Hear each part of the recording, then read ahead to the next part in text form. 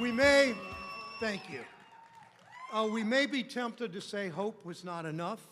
We might be tempted to second guess ourselves and question whether we worked hard enough or long enough. That is not our story tonight. We believe that all work has dignity. We always will. We believe in the power of people over corporate special interests. We always will. We believe if you love this country, you fight for the people who make it work. We always will. This is a disappointment, but is not a failure. It will never be wrong. It will never be wrong to fight for organized labor. It will never be wrong to fight for the freedom of women to make their health care decisions. It surely will never be wrong. It surely will never be wrong to fight for civil rights and human rights.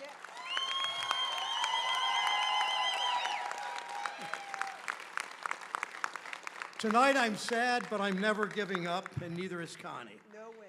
In the light of day, I know most of you are never giving up either.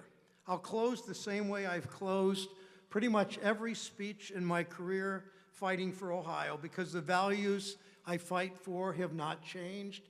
They will never change. On my lapel, I wear this pin, depicting a canary in her birdcage. You might have heard this before. It was given to me decades ago by a steel worker at a Workers' Memorial Day rally in Lorraine. You know the story. At the turn of the century, coal miners took the canary down in the mines with them to warn them of poisonous gas. The mine worker in those days knew he didn't have a union strong enough or a government that cared enough to look out for him. He was on his own. Over the last century and a half, we have done so much to change that. All of those fights required going up against powerful special interests. I think about the lesson that any union organizer knows.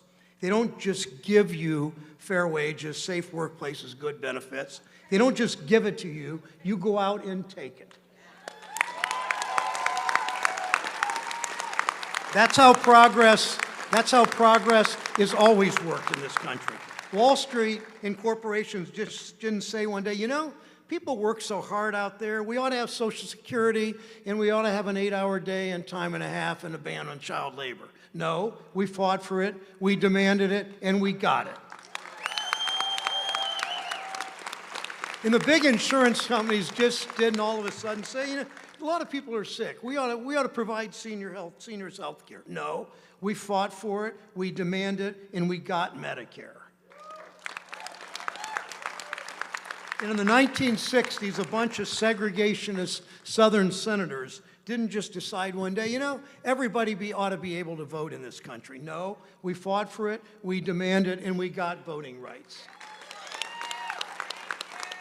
And then last year, politicians didn't all of a sudden say, you know, we really ought to stop interfering in women's personal health care decisions. Of course not. We fought for abortion rights in Ohio, we demanded it, and we got it.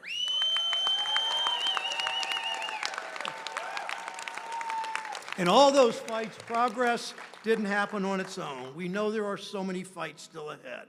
When I first came to the Senate, like all new senators, they gave me one of those really expensive, fancy pieces of jewelry. You could kind of walk around, and I'm a senator, I'm a big deal. I wore it for a couple days, but it just didn't feel right, so I took it off and I put my canary pin back on. And I've worn that canary pin every day since. So tonight, nothing changes. I don't take off this pin. I'm not giving up on our fight for workers, and I know you won't either. Thank you.